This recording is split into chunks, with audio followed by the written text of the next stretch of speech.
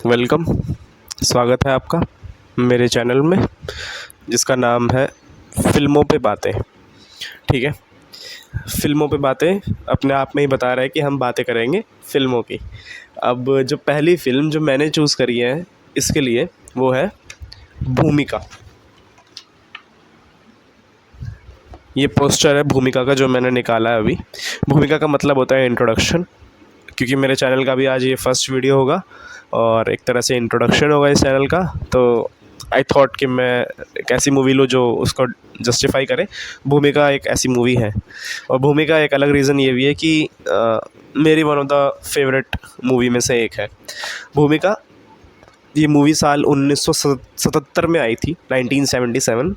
इनको डायरेक्ट किया था श्याम बेनेगल जी ने, जो अनफॉर्चुनेटली हमारे बीच में नहीं है। श्याम बेनेगल जी ने बहुत सारी अच्छी अच्छी मूवीज़ डायरेक्ट की हैं।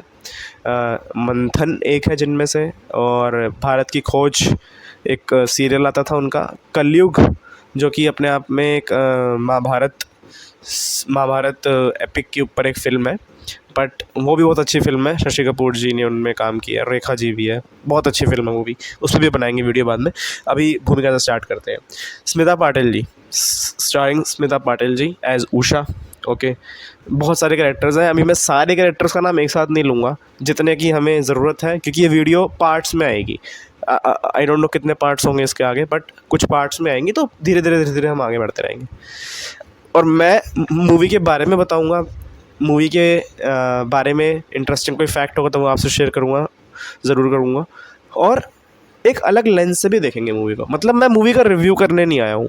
मूवी अच्छी है या बुरी है ये बताना मेरा काम नहीं है। ये डायरेक्टर ने बनाई थी, डायरेक्टर का काम था, उसका काम हो गया। ऑडियंस ने पसंद करी तो मूवी अच्छी होगी, ऑडियंस ने पसंद नहीं करी तो भी मूवी अच्छी होगी या बुरी होगी, मुझे नहीं पता। मूवी मूवी होती है, आर्ट आर्ट होता है। पर मैं कुछ बातें कर सकता हूँ मूवी के बारे में। मैं अपनी जितनी मेरे को नॉलेज है फ़िल्मों के बारे में, एक्टिंग के बारे में, डायरेक्शन के बारे में, राइटिंग के बारे में, उस सीमित नॉलेज से मैं कुछ बातें जो शायद आपके लिए यूज़फुल रहे, मेरे लिए यूज़फुल रहे आगे जाके, वो मैं आपसे शेयर करूँगा। ठीक है, तो स्मिता पाटिल जी एज उषा। उषा इसमें कहानी का मेन किरदार है।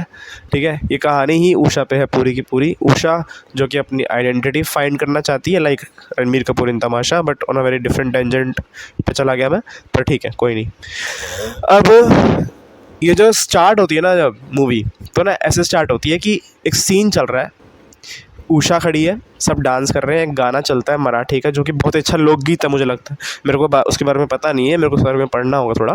पर एक लोकगीत मराठी का एक बहुत ही फेमस सॉन्ग है शायद, वो चलता है, सब नाच रहे हैं, सब डांस कर रहे हैं। तभी एक डांसर के पैर में मोच आ जाती है। मोच आ जाती है तो स्मिता पाटिल जी और जितने भी, मतलब उषा बोलूँगा मैं, Smita Patil ji is very weird. Usha जो होती है वो कहती है चलो यार पैकअप करते हैं, हो गया आज का। ठीक है, राजन आता है बाहर। राजन कौन है? राजन है अनंतनाग। अनंतनाग ये भी कलयुग फिल्म में थे। ये भी बहुत, ये ना श्याम बेनेगल की फिल्मों के कुछ कुछ मेन लोग थे जो है ना फिल्मों में होते थे। तो अनंतनाग आते हैं बाहर एज राजन। राजन बाहर आता है, राजन उषा को कहता है यार अरे मैं तुम्हें घर छोड़ देता हूँ ना। उषा कहती है चलो। उषा घर में जाती है, सीढ़ियों में चढ़ती है। जैसे ही वो घर में घुसती है, टिक टिक टिक टिक आवाज़ शुरू हो जाती है। साउंड बहुत ही अच्छा खेल खेला है साउंड से डायरेक्टर ने, साउंड इंजीनियर ने। बहुत ही मज़ा आता है। और वेट कौन कर, और क्यों है ये टिक टिक टिक टिक की साउंड क्यों होती है? साउंड जब हम किसी का वेट कर रहे होते हैं ना, घड़ी की टिक टिक टिक टिक हमें समय का एहसास दिलाती है। वो समय का एहसास जो केशव कर रहा है। केशव कौन है? केशव है उषा का पति। उषा का पति सिगरेट पी रहा होता है, पूछता है कहाँ थी इतनी देर? वो उषा बोलती है तुम्हें क्या, मैं जहाँ भी रहूँ, है ना। वो अपनी मनमर्जी की मालिक है। हमें समझ आता है कैरेक्टर के डायनामिक कैसे हैं। केशव जो शायद घर खुद से ही चलाना चाहता है ना, घर का अकेला मर्द है। उषा जिसकी हमें माँ दिखाई देती है। और केशव किसका? केशव प्ले करा है अमोल पालेकर जी ने। यस, गोलमाल है भाई, सब गोलमाल है, अमोल पालेकर जी ने। फिर उषा की माँ सुलभा देशपांडे जी ने, जिसकी भी आपने काफ़ी मूवीज़, मराठी के बहुत फेमस एक्टर है, बहुत अच्छे अच्छे प्लेयर्स में, नाटकों में, मूवीज़ में उन्होंने काम किया है। ठीक है, हमें और उषा की एक बेटी है। हमें पावर डायनामिक दिखता है कि घर का अकेला मर्द सिर्फ केशव ही है, और वही चाह रहा है कि एक मिनट, और वही चाह रहा है कि मैं सबको संभालूँ। मतलब पता नहीं क्या करूँ, आई डोंट नो क्या होता है ये, पर वो बस वो घर का वो मर्द होता है ना जो सबको अपने कंट्रोल में रखना चाहता है, उस तरह से बिहेव करता है। वो पूछता है उषा से कहाँ थी तुम, वो तुम्हारा क्या काम। उषा घर से बाहर जाने आई है, तो फिर वो केशव उसको ताना मारता है कि वापस कितनी बार ये सब करोगी। इस समय पता चलता है कि उषा घर से बाहर घर छोड़ के जाती रहती है, ठीक है, ये उसको उसकी आदत है या फिर उसको अच्छा नहीं लगता घर में रहना। इस बार वो कहती है कि मैं अपनी बेटी को भी साथ लेकर जाऊंगी, ठीक है। और पैरेलली जो उषा की बेटी होती है वो पियानो बजा रही होती है, तो केशव बोलता है बंद करो ये पियानो, तो उषा बोलती है क्यों बंद करेगी, वो उसको जो करना है वो करने दो। वो उसका अंदर का एंग्स बाहर आता है कि यार मेरे को जो करना है मैं कर रही हूँ ना, तुम्हें क्या प्रॉब्लम है हर चीज़ से, तुम हर बात में क्यों टांग अड़ाते रहते हो, है ना। तो इस तरह से शुरू होता है। वो बोलती है मैं घर छोड़ के जा रही हूँ, वो बोलते कि मैं अपनी बेटी को भी साथ लेके जाऊँगी। केशव बोलता बेटी मेरी भी है, और बस उषा निकल जाती है घर से बाहर, ठीक है। उषा घर से बाहर निकलती है, वो कहाँ जाती है, ऑब्वियसली राजन के पास। राजन के घर जाती है, राजन का नौकर उससे सामान लेता है, ठीक है। और वो चली जाती है, एक फ़ोटो को देखती है जिसमें राजन और उनकी पुरानी कोई तस्वीर दिखती है उसे, जिसमें उन्होंने एक्टिंग करी है। फिर राजन को कॉल करती है, राजन अभी बाहर है। राजन उसका बोलता है कि मेक योर सेल्फ कम्फर्टेबल, मैं आ रहा हूँ अभी थोड़ी देर में, वगैरह वगैरह। उषा समुंदर के पास चली जाती है, सी व्यू वाला घर है राजन का, अमीर है भाई, एक्टर है। और वो बाहर देखती है उषा, वो बाहर देखती है, ओब्लिवियन में चली जाती है। कट टू पास्ट, उषा का बचपन दिखता है। अब डायरेक्टर ने बहुत ही स्मार्टली क्या करा है ना, कलरफुल रखा है जो प्रेजेंट है सीन, क्योंकि ना इस पूरी मूवी में प्रेजेंट पास्ट बहुत होता है ना। तो उन्होंने सिंपल रखा कि भाई प्रेजेंट चल रहा है मतलब कलर है, पास्ट चल रहा है मतलब ब्लैक एंड वाइट है। तो जब अगली बार कलर होगा तो तुम वही उसी टॉपिक से शुरू होगी कहानी आगे जहाँ पे छोड़ी थी उन्होंने। तो दिखाई देता है हमें कि उषा भाग रही है, उषा खेल रही है, उषा अपने गांव में है। उषा बहुत छोटी है, 8-9 साल की होगी उषा इसमें, अभी के जो कहानी शुरू हुई वापस। तो ये कहानी ना हंसा वाडकर जी पे है, हंसा वाडकर की कहानी है, श्याम बेनेगल जी ने लिखा भी हुआ है। इंस्पायर्ड बाय एक नाम होता है इसमें, इंस्पायर्ड बाय संगीतीय आइका, ठीक है, जो कि है बुक है जो कि हंसा वाडकर जी पे है। तो ये कहानी ना उस पर इंस्पायर्ड है। पहले क्या होता था ना, जो गाने वाली होती थी, गाने वाली मतलब जो गाना गाते थे वो एक्टर्स भी बनते थे, खासकर फीमेल्स में, ठीक है। वुमेन जो होते थे वो जो सिंगिंग बहुत अच्छी करते थे वो एक्टर्स भी बनते थे, क्योंकि उस टाइम पे इतना एक्टिंग का प्रचलन नहीं था। तो जो भी लोग गाना गाना जानते थे वो, उनकी वॉइस अच्छी होती थी, है ना, उनको डांस करना आता था और एक्टिंग तो करते ही थे वो अच्छी, तो इसलिए वो एक्टर्स की जॉब भी करते थे। तो इसी तरह हंसा वाडकर जी की कहानी पर आधारित है। तो हमें अब शुरू होती है कहानी एक्चुअल में। स्टार्टिंग में हमें जो चीज़ दिखाई उससे हमें क्या समझ आया, हमारे दिमाग में हमेशा आने लगेगा ना कि यार ये चीज़ यहाँ तक कैसे पहुँची। तो फिर उषा का बचपन दिखता है, उषा की दादी उसको गाना सिखा रही होती है, वो रियाज़ कर रहे होते हैं, ठीक है। वहीं पे हमें केशव भी दिखाई देता है, जो अभी उसका पति है, हमें केशव दिखाई देता है जो कि अपने टीनेज में है शायद। वो वो चाहता है थोड़ा उषा से शादी वादी करना, तो वो उसको ऐसे मजाक बोलता मुझसे शादी करोगी ना, उषा बोलती है ठेंगा नहीं करूँगी। तो स्टार्टिंग से उसको दिखाते कि वो अपने इतनी स्मार्ट है कि उसको क्या करना है क्या नहीं करना है, जो भी है। फिर उषा के जब पापा होते हैं वो बहुत बीमार रहते हैं, और उषा की मम्मी होती है बहुत परेशान रहती है, क्योंकि सारे घर के काम उसे करने पड़ रहे हैं, उसका पति तो कुछ कर नहीं रहा क्योंकि वो बीमार है, घर का बर्डन बना पड़ा है। और इतने में केशव ऐसे घर में आता रहता है, उसको छेड़ता रहता है। केशव उषा के पीछे उषा भाग रही होती है, केशव उसके पीछे भाग रहा होता है, उषा गिर जाती है। अब जैसे ही उषा गिरती है ना, वो बोलती है मम्मी को बता दूंगी, है ना, तुम मेरे से पीछे भाग रहे थे। तो केशव बोलता है घुटने में लगी है ना, छुपा लो, घुटना छुपाना। एकदम बहुत अच्छा डायलॉग है, मैं पढ़ देता हूँ। सीधे चलो, उसको चोट लग जाती है ना, तो केशव क्या बोलता है उषा को, सीधे चलो, दुखता भी हो तो दिखाना नहीं। अब दो चीज़ें हो सकती है, क्योंकि केशव का कैरेक्टर करा है अमोल पालेकर जी ने, जो कि बहुत अच्छे एक्टर है, उनको पूरी स्क्रिप्ट तो पता होगी। अब या तो उन्होंने एज एन एक्टर सोचा होगा यार कि मैं ना इस लाइन में थोड़ा मीनिंग डालता हूँ, क्योंकि दुखता भी तो दिखाना नहीं, ये लाइन आगे जाके बहुत ही सिग्निफिकेंट रोल प्ले करने वाली है। जैसे हमने स्टार्टिंग में देख लिया कि किस तरह का एटमॉस्फेयर है उसके घर में, बट ये लाइन ना आगे जाके बहुत डीप मीनिंग क्रिएट करेगी। अब या तो अमोल पालेकर जी ने पूरी स्क्रिप्ट पढ़ी होगी और उसके बाद उनको समझ आया होगा कि यार इस लाइन को मैं इस तरह से बोलूँ क्या। हालांकि मुझे नहीं लगा कि उन्होंने उस तरह से बोला है, पर फील होती है, पता नहीं क्यों।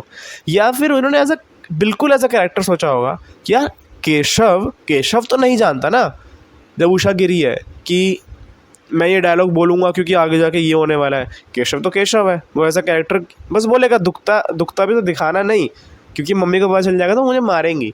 तो अब ये बहुत सिंपल भी हो सकता है, बहुत कॉम्प्लेक्स भी हो सकता है। आई थिंक सिंपल ज़्यादा इफेक्टिव है, क्योंकि ना केशव को पता है ना अमोल पालेकर जी को पता है कि केशव आगे जाके क्या बनने वाला है, अगर उन्होंने पूरी स्क्रिप्ट ना पढ़ी हो तो बड़ा बड़ा अच्छा डायलॉग है वो, बड़ा अच्छा सीन है। और फिर उषा अपने घर जाती है, उसको पता चलता है कि उसके बाप मर चुके हैं, अब घर में पैसा तो चाहिए।